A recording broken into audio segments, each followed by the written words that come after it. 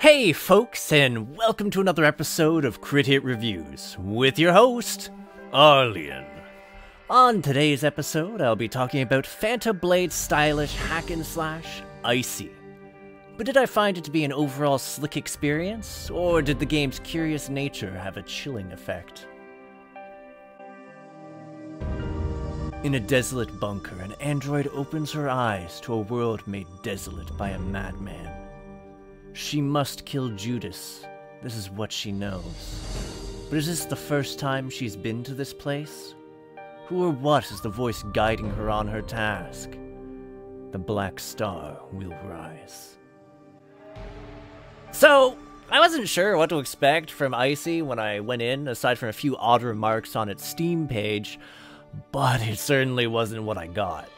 Whilst this may be considered a mild spoiler, the narrative fits together on three fronts.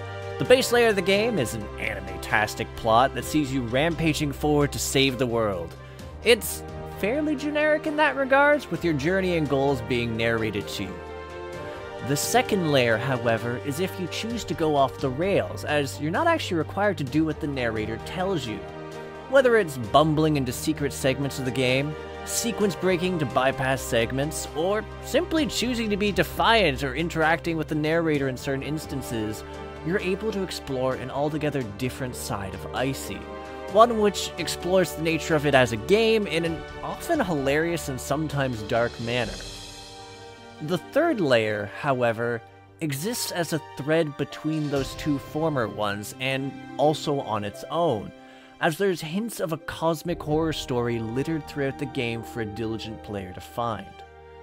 Whilst it's not overly spooky, it does add a distinct mystery component to eke out, and the way that it's hinted at both through the main ending of the game as well as the many side endings you encounter through the choices you make is distinctly awesome.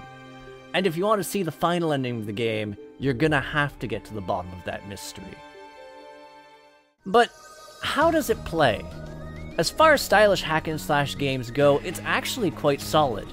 Combat is satisfying enough to learn, and whilst you need to gradually accrue more money from murdering enemies to advance, it's not that hard.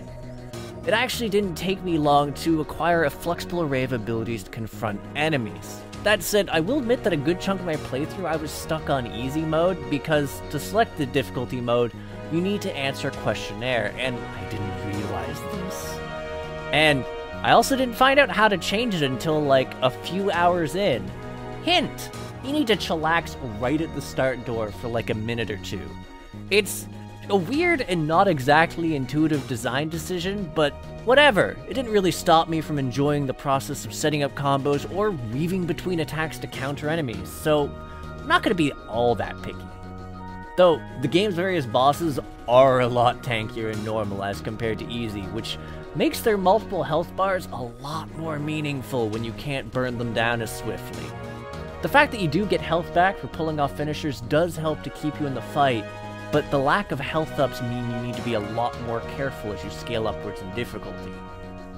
Still, the game is pretty generous with its checkpoints, and what's more, you're actually able to freely jump between areas you've unlocked from the menu once you've uncovered new areas, which is both helpful for farming money or practicing against certain characters, and also for uncovering secrets, because this game is stuffed full of them.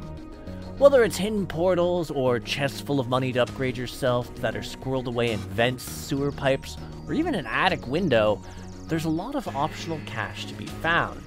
But the most important secrets are those that lead to Icey's side routes, which essentially serve as a deviation from the main campaign that helps provide more context to the story and endings, though they do occasionally carry their own challenges as well, up to and including an optional boss. There's also a rather grueling set of arena battles that you can discover, which pit you against all the game's enemies and bosses, in squads which I found absolutely daunting. Also, the thing about Icey is it doesn't just handle well for its combat, it also happens to look slick as hell. The areas are pretty to navigate, with some interesting details that actually help me bumble into a large number of the game's secrets, as well as having a fair number of little Easter eggs or creepy elements to provide some flavor. Admittedly, as you progress in the game, you do end up seeing a number of these scenes crop up again, but it didn't wear on me that much. The biggest visual draw for me, however, was the animations, both for the main character and their foes big and small. Combat doesn't just feel good, it also looks cinematic, to the point that it plays up the encounters you come across, and the finishers against the normal enemies, and especially the bosses, are satisfying to pull off.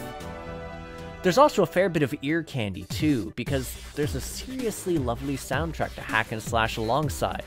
Enough so that I popped up to listen to while I was writing this review, and a few times besides that. I also rather dug the voice acting for the narrator. It doesn't have the most impact when it's covering the main story. Once you start engaging the narrator by messing with him, there's some chunks of dialogue that are made especially hilarious by his voice work, and I think the dichotomy very much comes off as intentional. But let's wrap up this review, shall we?